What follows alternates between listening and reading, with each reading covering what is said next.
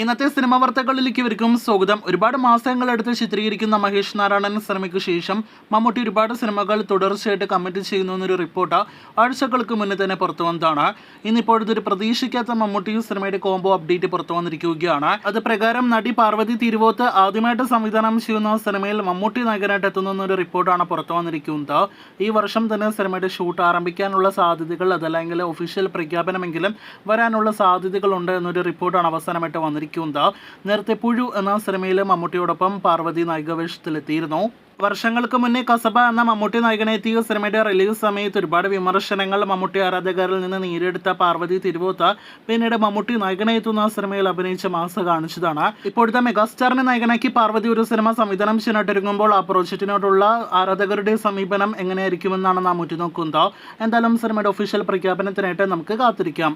മോളിവുഡിന്റെ വലിയ സിനിമ ലാലേട്ടനെ നായകനാക്കി പൃഥ്വിരാജ് സംവിധാനം ചെയ്യുന്ന എമ്പുരാൻ എന്ന സിനിമ റിലീസ് ചെയ്യാനായിട്ട് ഇനി 20-ൽ പരം ദിവസങ്ങൾ മാത്രമേ ബാക്കിയുള്ളൂ. മാർച്ച് 27-ാം തീയതി തിയേറ്ററുകളിലേക്ക് എത്തുന്ന സിനിമയുടെ അടുത്ത അപ്ഡേറ്റുകൾ ഈ ആഴ്ച മുതൽ വന്നു തുടങ്ങുമെന്നാണ് പ്രതീക്ഷിക്കുന്നത്. ഇനി വരാനായിട്ടിരിക്കുന്നത് സിനിമയുടെ ഫസ്റ്റ് സിംഗിൾ, ഒപ്പം തന്നെ ട്രെയിലർ അപ്ഡേറ്റ്, കൂടാതെ സിനിമയുടെ പ്രൊമോഷണൽ ക്യാമ്പയിനുമായി ബന്ധപ്പെട്ട മറ്റ് അപ്ഡേറ്റുകൾ, ആദ്യ ഷോയുടെ ആദ്യ സമയ റിപ്പോർട്ട് എല്ലാം തന്നെയാണ്. ഇതിനിടയിൽ ബുക്ക് മൈ ഷോയിൽ എമ്പുരാൻ തരംഗമായിട്ട് മുന്നേറുന്നു എന്നൊരു കാഴ്ചയാണ് കഴിഞ്ഞ കുറച്ച് മണിക്കൂറിൽ നമുക്ക് കാണാനായിട്ട് കഴിഞ്ഞിരിക്കുന്നത്. നേരത്തെ 80,000 ബുക്ക് മൈ ഷോ ഇൻട്രസ്റ്റ് മറികടന്ന സിനിമ 85,000 കടന്ന് ഇപ്പോഴത്തെ 90,000 ലക്ഷ്യം വെച്ച് മുന്നേറുകയാണ്. അടുത്ത ദിവസങ്ങളിൽ തന്നെ 1,00,000-ലധികം ഇൻട്രസ്റ്റ് സിനിമ നേടിയെടുക്കുമെന്ന കാര്യത്തിൽ സംശയമില്ല. മരിക്കാറിന് ശേഷം വീണ്ടും ഒരു ലാലേട്ടൻ സിനിമയുടെ ബുക്ക് മൈ ഷോ ഇൻട്രസ്റ്റ് 1,00,000 കടക്കുന്നു എന്നൊരു പ്രത്യേകത കൂടി എമ്പുരാൻ എന്ന സിനിമയ്ക്കുണ്ടാകും.